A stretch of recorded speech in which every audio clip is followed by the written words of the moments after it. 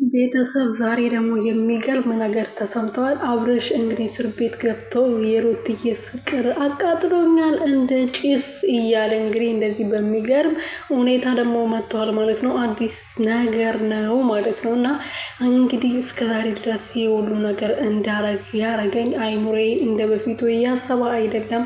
በሩትዬ ፍቅር የተነሳ ትክክል አይደለሁም፣ እሷ ግን እየተረዳችኝ አይደለም። እኔ በማረገው ነገር እኔን ለመረዳት ሞክራ ወደ ራሷ እንኳን ልትመልሰኝ አልቻለችም ብለው እንግዲህ ውስጡ ያለውን በሚገርም ሁኔታና በሚያስደንቅ ሁኔታ ተናግረዋል ማለት ነው። ሰላም ሰላም ቤተሰብ እንዴት ናችሁልኝ? እኔ ያለው ፈጣሪ የተመሰገነው በያላችሁበት ሰላማችሁ ብዙ ተረፍረፍ ይበልልኝ። ውድና ወርቅ የሆናችሁ ቤተሰቦች አብርሃም እንግዲህ እስር ቤት እንደገባ ሁላችንም እናውቃለን። ትናንት ይሄ ማን ነበረ ስሙ ደስታ የሚባለው ሰውዬ እንግዲህ እስር ቤት አስገብቶታል። ከዚህ በፊት ተደብድቤያለሁ፣ በጣም ከባድ ነገር ደርሶብኛል፣ ስለዚህ ዝም ብዬ ማለፍ አልችልም፣ እስር ቤት ገብቶ ቅጣታቸው መቀበል አለባቸው ብሎ ፖሊስ ይዞ መጥቶ እንግዲህ ወደ እስር ቤት ወርውሯቸዋል ማለት ነው። አብርሽ ደግሞ እንግዲህ ዛሬ በፍቅሯ ተቃጥያለሁ፣ ተጎድቻለሁ ብሎ መጥተዋል እንግዲህ በአዲስ ነገር